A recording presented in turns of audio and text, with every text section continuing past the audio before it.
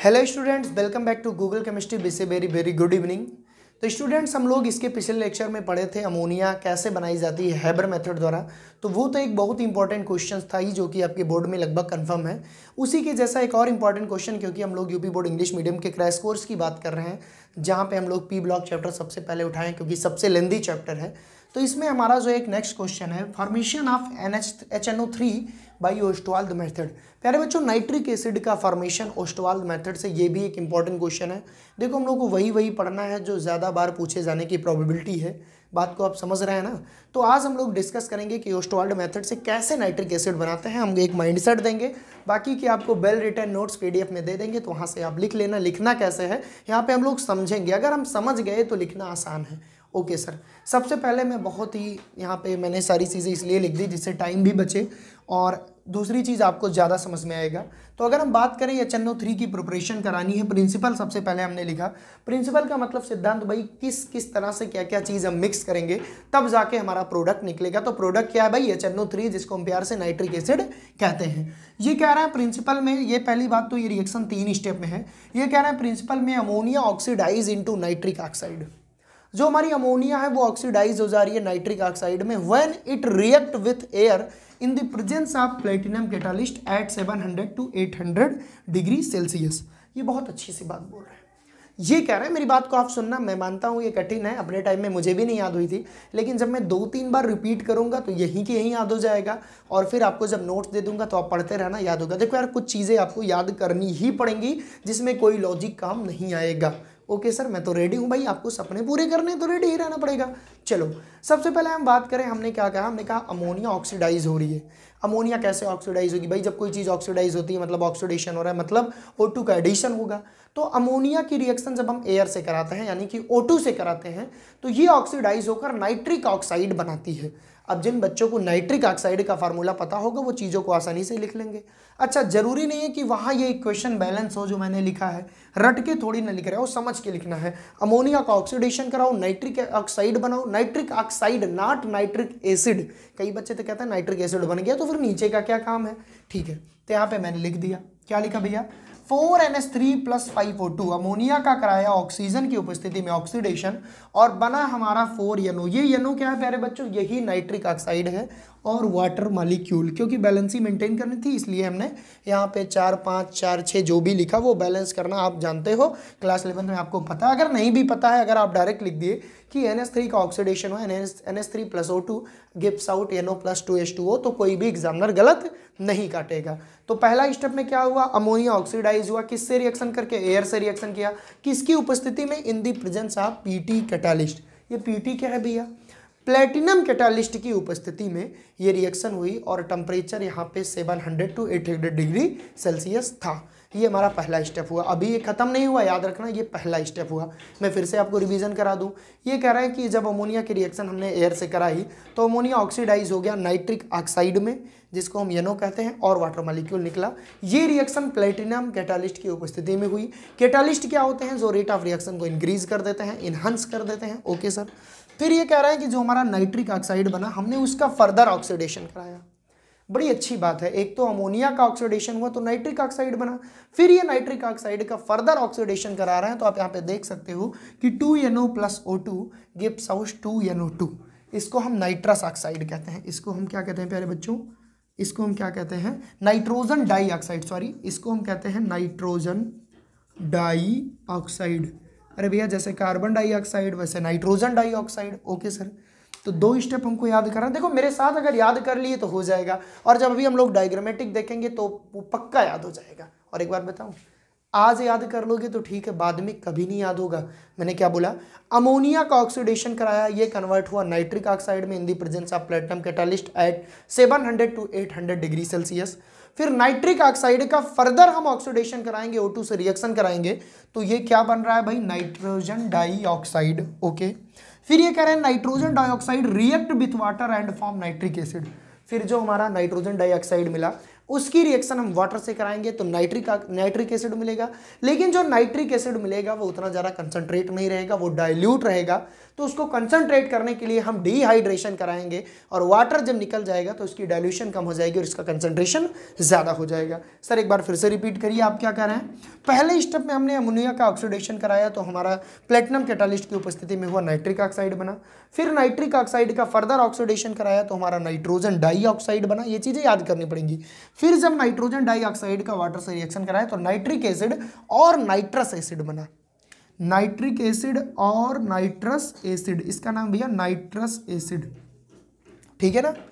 फिर जब हमने क्या किया, ये नाइट्रस एसिड मिल गया। फिर हमने नाइट्रस एसिड का अगर डिहाइड्रेशन कराने की कोशिश की तो HNO3 जो कि हमारा नाइट्रिक एसिड है, 2NO जो कि हमारा नाइट्रिक ऑक्साइड है और वाटर मॉलिक्यूल हमको फिर से मिला, ठीक है ना। तो वाटर मॉलिक्यूल का मतलब डिहाइड्रेशन, यहाँ पे डिहाइड्रेशन की जरूरत क्यों पड़ी भाई, जो हमारा HNO3 नाइट्रिक एसिड था वो अभी डाइल्यूट फॉर्म में था, कंसंट्रेटेड करना है तो पानी का अमाउंट निकालना पड़ेगा। ओके सर, एक बार मैं फिर से याद करवा रहा हूँ, देखो आपको याद हुआ कि नहीं। देखो मेरे साथ सबसे पहले अमोनिया का ऑक्सीडेशन हुआ। कब हुआ, जब अमोनिया की रिएक्शन एयर से कराए, किसकी उपस्थिति में, प्लेटिनम कैटालिस्ट की उपस्थिति में। कितने टेम्परेचर पे, 700 to 800 डिग्री सेल्सियस पे। तो क्या बना, नाइट्रिक ऑक्साइड बना। फिर नाइट्रिक ऑक्साइड का फर्दर ऑक्सीडेशन कराए, क्या बना, नाइट्रोजन डाइऑक्साइड बना। फिर नाइट्रोजन डाइऑक्साइड का हमने वाटर से रिएक्शन कराई, क्या बना, HNO3 बना, HNO2 बना, यानी कि नाइट्रिक एसिड और नाइट्रस एसिड बना। फिर नाइट्रस एसिड का हमने डिहाइड्रेशन कराया, नाइट्रिक एसिड मिला, वाटर मिला और नाइट्रिक ऑक्साइड। तो ये रहा प्यारे बच्चों ओस्टवाल्ड मेथड से ये केमिकल रिएक्शन थी आपकी, कैसे हमको नाइट्रिक एसिड मिला। अगर आप यहाँ भी रोक दे रहे हो तो कोई एग्जामिनर गलत नहीं काटेगा, बैलेंसिंग की बात वहाँ पे मतलब नहीं करती है। अगर आप लिख दिए तो थोड़ा इंप्रेशन रहेगा भाई कि आप पढ़े लिखे हो, ठीक है ना। तो मैं फिर से समराइज कर रहा हूँ, मुझे पता है ये कठिन है लेकिन हर कठिनाई को आसान कर देंगे अगर हमने ठान लिया है। हम रिपीटेशन करेंगे यार, हम रिपीटेशन करेंगे। सबसे पहले अमोनिया लिया, अमोनिया का ऑक्सीडेशन कराया, अमोनिया का ऑक्सीडेशन कराया तो नाइट्रिक ऑक्साइड मिला। नाइट्रिक ऑक्साइड को फिर से ऑक्सीडेशन कराया तो नाइट्रोजन डाइऑक्साइड मिला।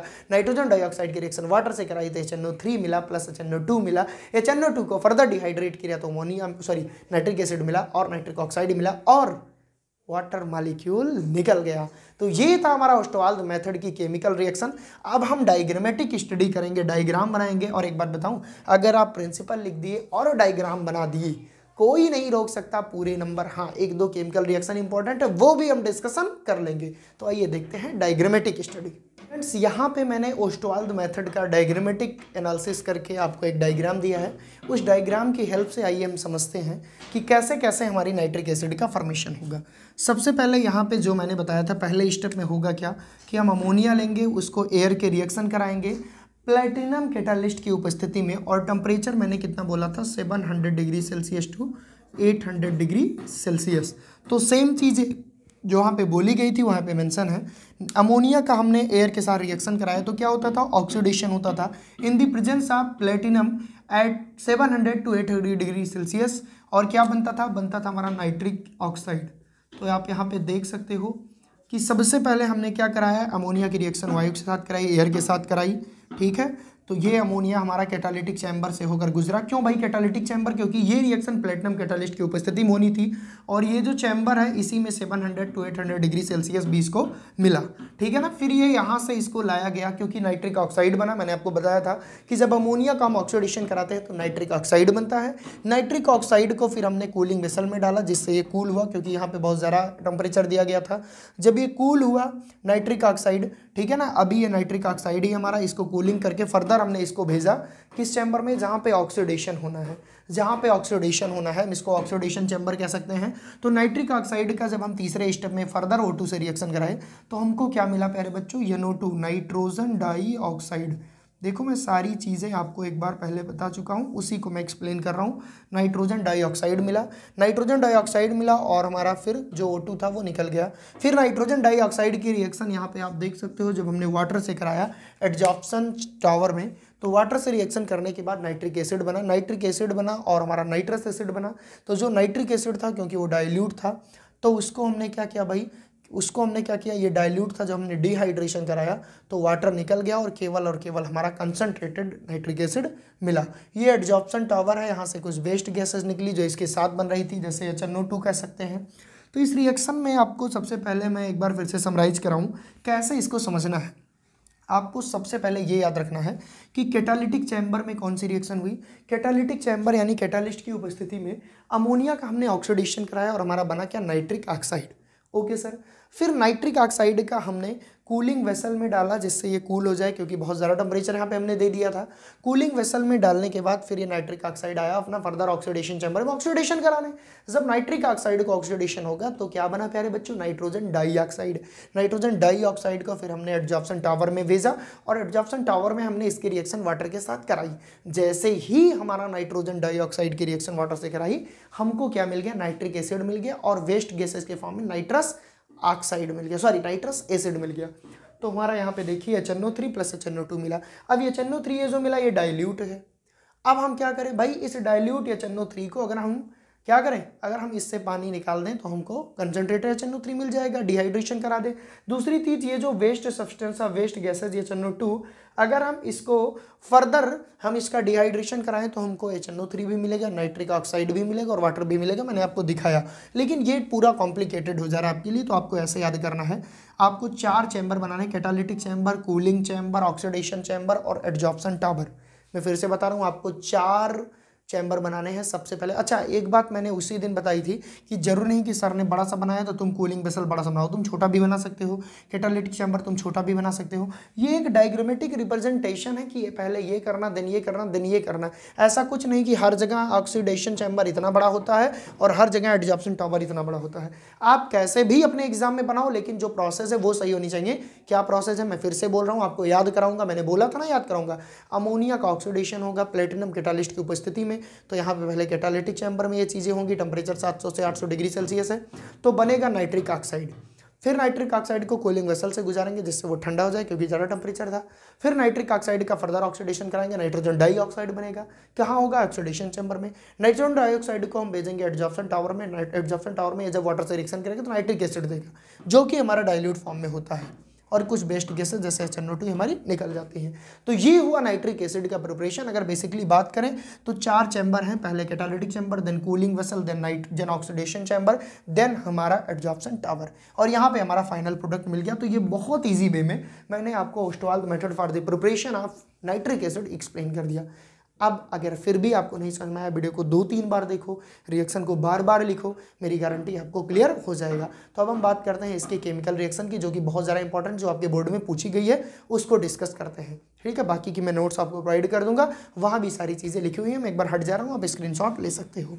एक बहुत ही इंपॉर्टेंट क्वेश्चन है, इसकी प्रॉपर्टीज से पूछता है कि एक्वारेजिया क्या होते हैं, और मुझे लगता है 1 या 2 नंबर में ये क्वेश्चन इस बार जरूर आएगा। तो सबसे पहले आइए बात करते हैं एक्वारेजिया। इसको हिंदी में कहते हैं अम्लराज, किसे कहते हैं, एक्वारेजिया क्या होता है। तो प्यारे बच्चों, जब नाइट्रिक एसिड और HCl हाइड्रोक्लोरिक एसिड को 3:1 में अगर हम मिला देते हैं, सॉरी नाइट्रिक एसिड 1 रेशियो में रहेगा और हाइड्रोक्लोरिक एसिड 3 रेशियो में रहेगा, तो 1 और 3 रेशियो में इन दोनों को मिलाने से जो प्रोडक्ट हमारा बनता है, तो क्या बनता है प्यारे बच्चों, एक्वारेजिया। या हम सिंपली कह सकते हैं कि नाइट्रिक एसिड के 1 मोल और हाइड्रोक्लोरिक एसिड के 3 मोल से मिलकर एक्वारेजिया का फॉर्मेशन होता है। तो आइए इस रिएक्शन को देखते हैं। यहाँ पे हम नाइट्रिक एसिड लिखते हैं HNO3 + 3HCl, तो जो हमारा प्रोडक्ट बनेगा वो क्या बनेगा, NOCl। ठीक है ना, NOCl बन गया। उसके पास हमारे पास क्या निकला भैया, उसके बाद हमारे पास Cl2 बचा। देखो यहाँ पे कितने क्लोरीन है, यहाँ पे 6 क्लोरीन है, तो हमने क्या किया, 3Cl2 कर दिया। ठीक है, नाइट्रोजन 1 था, यूज कर लिया। ठीक है प्यारे बच्चों, 1 ऑक्सीजन यूज कर लिया। अभी यहाँ पे कितना बचा, अभी यहाँ पे कितने ऑक्सीजन बचे, अभी यहाँ पे 2 ऑक्सीजन बचे, यहाँ पे 4 हाइड्रोजन, हम क्या कर दें, 2H2O। तो मेन फोकस क्या है कि एक्वारेजिया क्या होती है, तो आपको याद कर लेना है। जब 1:3 में HNO3 और HCl को मिक्स करेंगे तो एक्वारेजिया का फॉर्मेशन होगा। ठीक है, ये हमारा क्या है, नाइट्रोसिल क्लोराइड है। कई बच्चे इसको देख के घबरा जाते हैं, ये हमारा क्या है, नाइट्रोसिल क्लोराइड।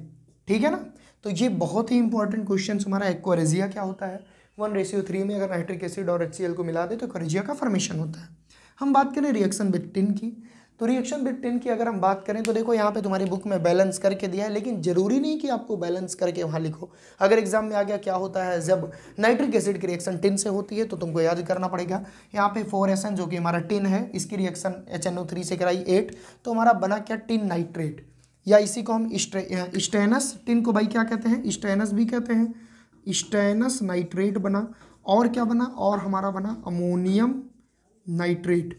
ठीक है, दो चीज़ें हमारी बनी, एक तो क्या बना प्यारे बच्चों, एक हमारा बना स्टेनस नाइट्रेट, एक हमारा बना अमोनियम नाइट्रेट और वाटर मॉलिक्यूल। सर हमको कैसे याद होगा, मैं बताया ना कि दो ही इंपॉर्टेंट केमिकल रिएक्शन, आप ऐसे याद कर लो।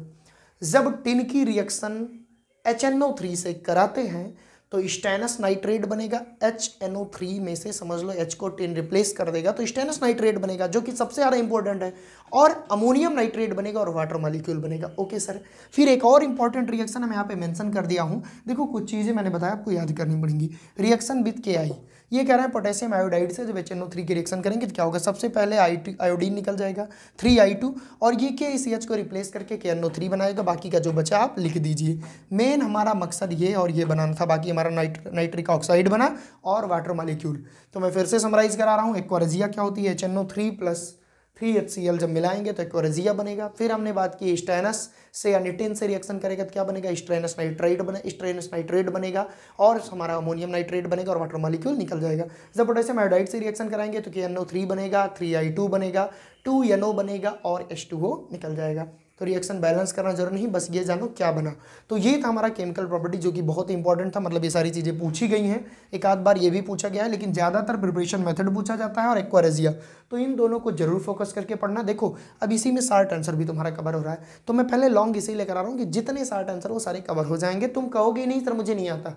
ठीक है, अब प्यारे बच्चों हम लोग क्या पढ़ेंगे, अब हम लोग पढ़ेंगे नेक्स्ट लॉन्ग आंसर और देखते हैं कि वो कौन सा है। तो इसी तरह हम सारे लॉन्ग आंसर 1-2 दिन में कवर कर लेंगे, फिर हम लोग कोई नई चैप्टर स्टार्ट करेंगे आपकी डिमांड पे।